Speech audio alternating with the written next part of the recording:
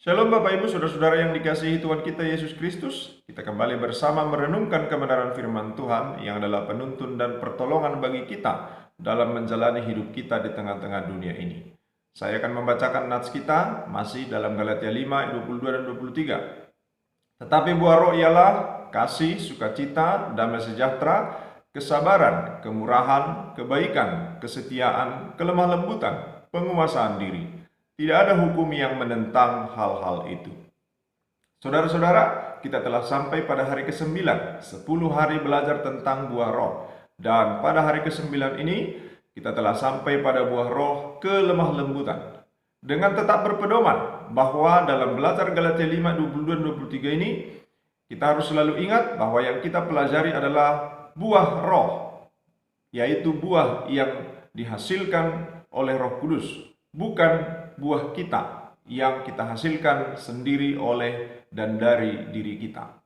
Ketika kita berbicara tentang kelemah lembutan, seperti yang disebut dalam Galatia 5 ayat 23 ini, maka kelemah lembutan yang dimaksud harus kelemah lembutan menurut Roh Kudus, bukan menurut kita atau menurut dunia ini.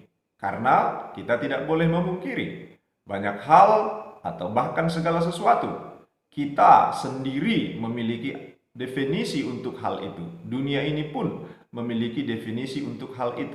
Dan kita tidak mau mengikuti itu sekarang. Tapi kita mau mengikuti pengertian menurut Roh Kudus atau menurut firman Tuhan.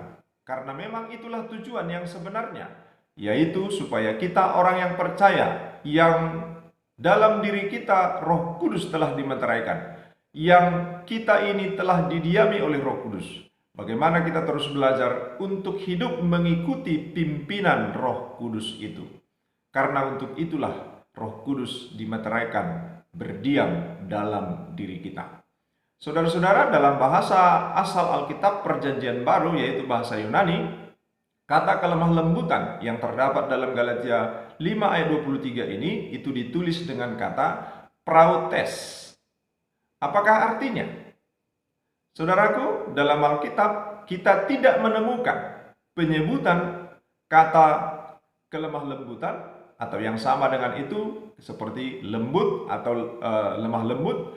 Itu kita tidak temukan disebut dengan definisi atau pengertiannya secara eksplisit atau secara definisi. Kita tidak temukan hal itu. Tetapi bukan berarti kita tidak bisa mencari tahu apa artinya. Saudara, sudah menjadi pemahaman yang umum bahwa kelemah lembutan adalah suatu sikap yang merupakan kebalikan dari sikap keras atau kasar. Bahkan tidak jarang sering merujuk kepada sikap tidak pemarah. Begitu umumnya kita memahaminya.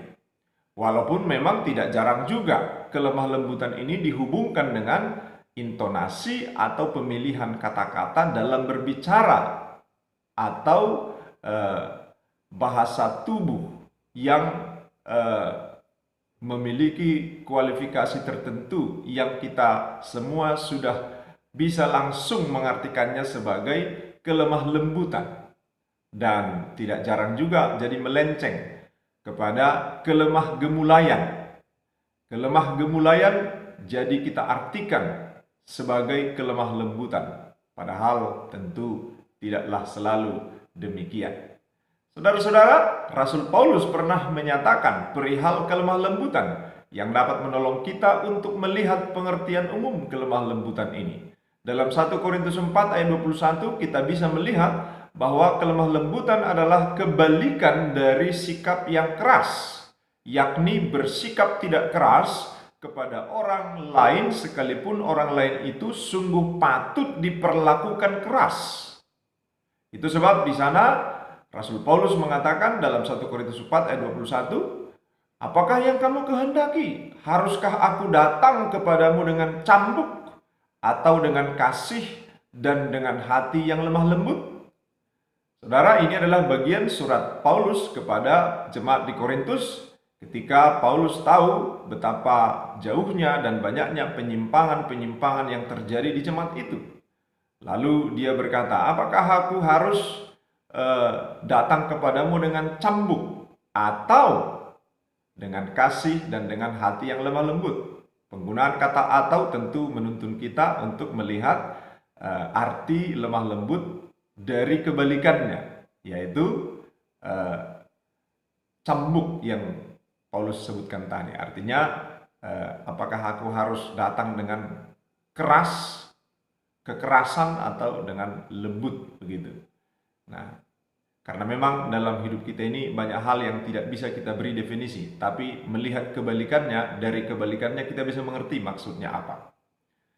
Saudara-saudara, tentulah kelemah lembutan yang dimaksudkan oleh Rasul Paulus adalah kelemah lembutan yang benar. Karena Rasul Paulus sendiri tahu benar akan kelemah lembutan yang diucapkannya, yang disebutkannya.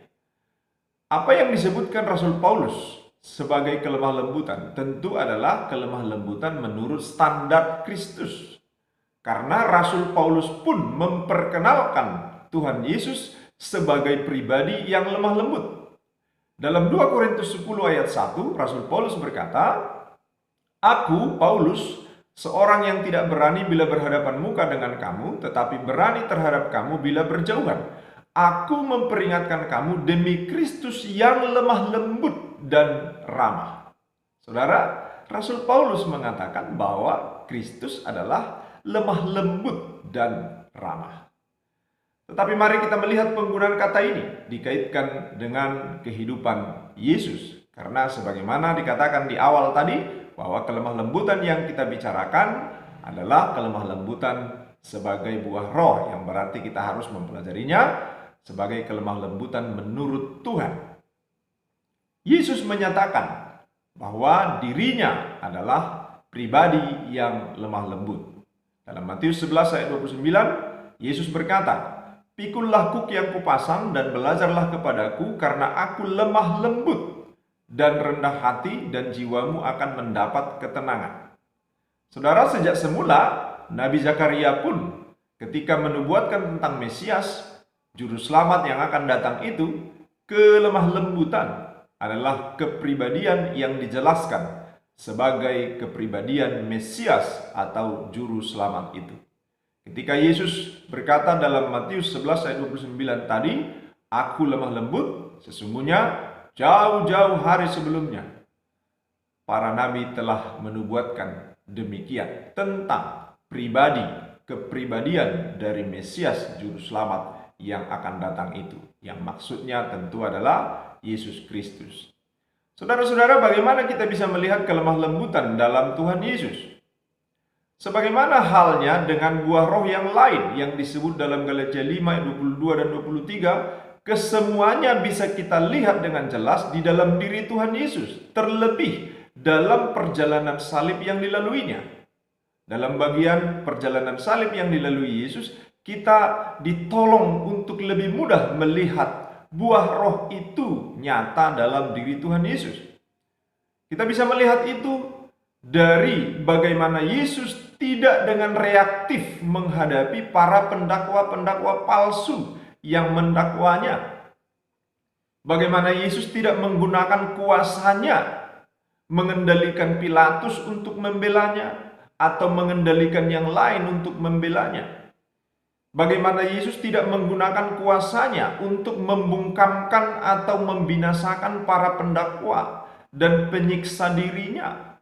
Bagaimana Yesus tetap bersikap baik kepada semua orang yang telah memperlakukannya dengan jahat, yang adalah kelemah lembutan,